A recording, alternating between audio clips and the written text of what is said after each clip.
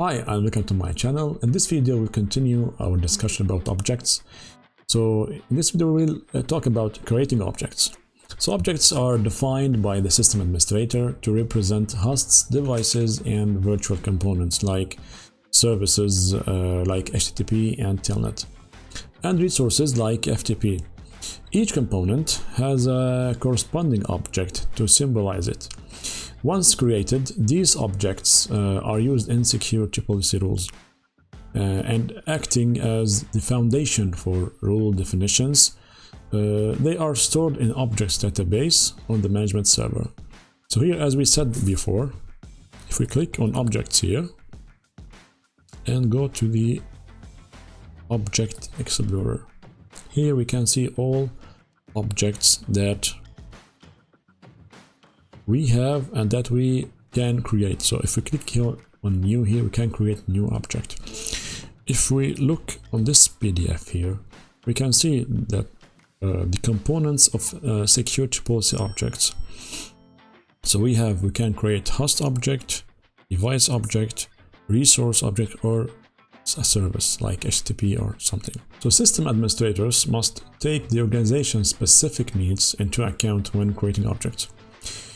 So identify the physical and logical components that make up the network, and these will be objects. So any component interacting with the security gateway will likely need to be defined.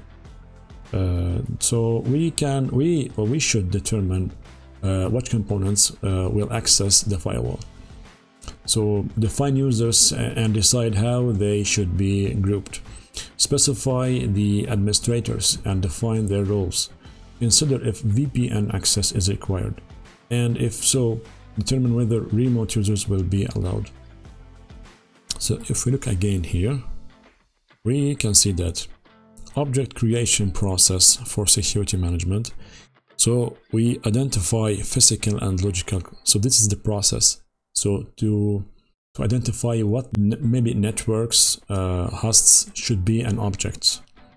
So identify physical and logical components, determine firewall access, define user groups, specify administrators and rules, and consider VPN access. The object management administrators can add, edit, delete, and clone objects. A cloned object is a duplicate of the original, but with a different name. So here, if we back to our SmartConsole, we go to Objects and Object Explorer.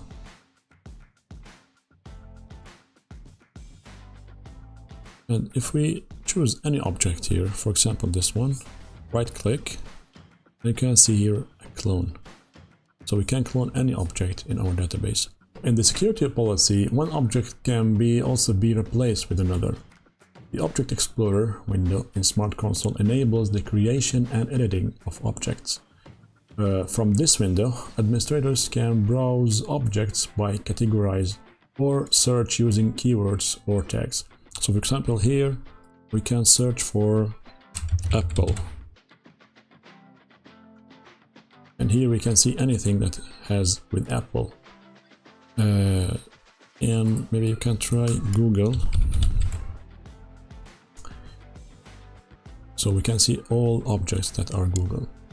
A tag is a keyword or a label assigned to an object or group of objects for easier identification and management.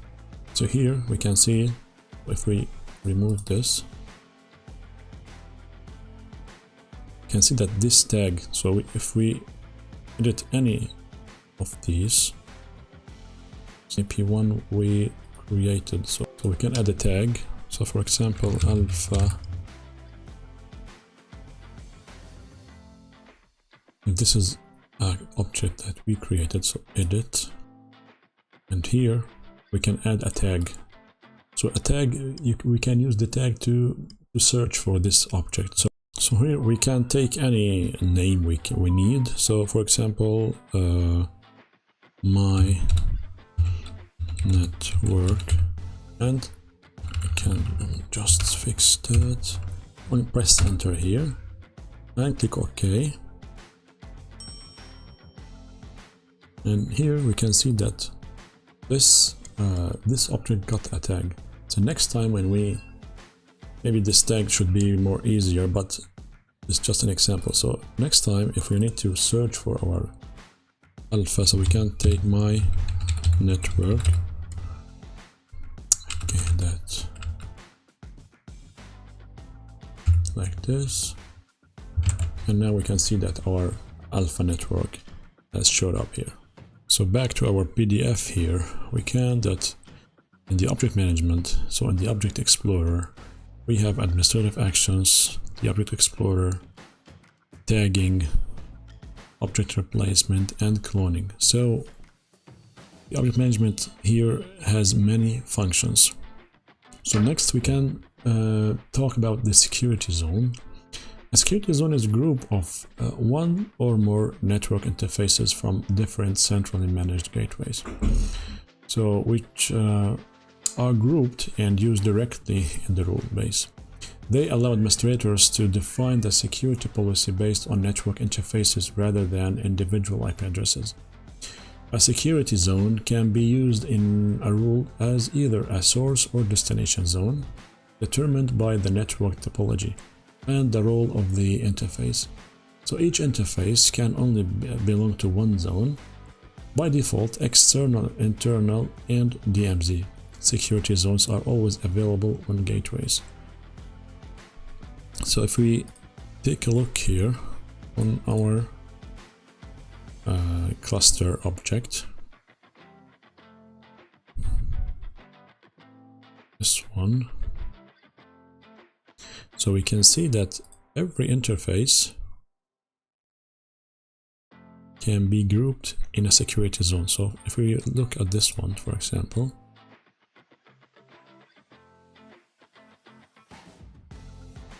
so here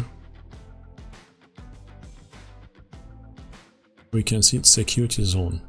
So we can define a security zone and put so many interfaces that we need in one security zone, and then use that security zone in a rule base or a policy, a rule policy that we can use in the source or destination.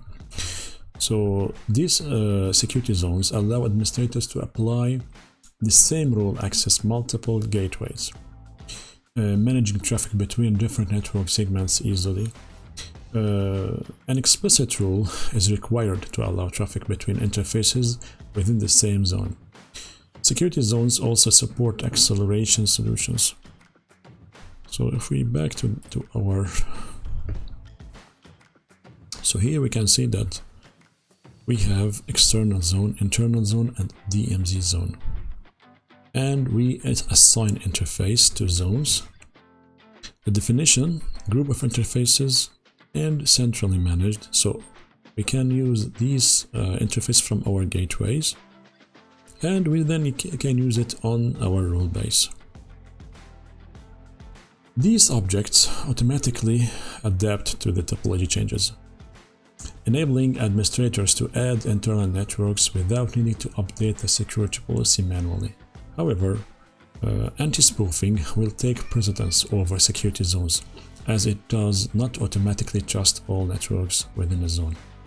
So note here, security zones do not apply to manual NAT rules. As we said, here we can define, for example, in this case, we can use wireless zone, DMZ zone, external zone, or internal zone. And we can create our own zone. So it's very easy to use this, but you should have the right use case. So this video is done here. So thank you for watching, and see you in the next video.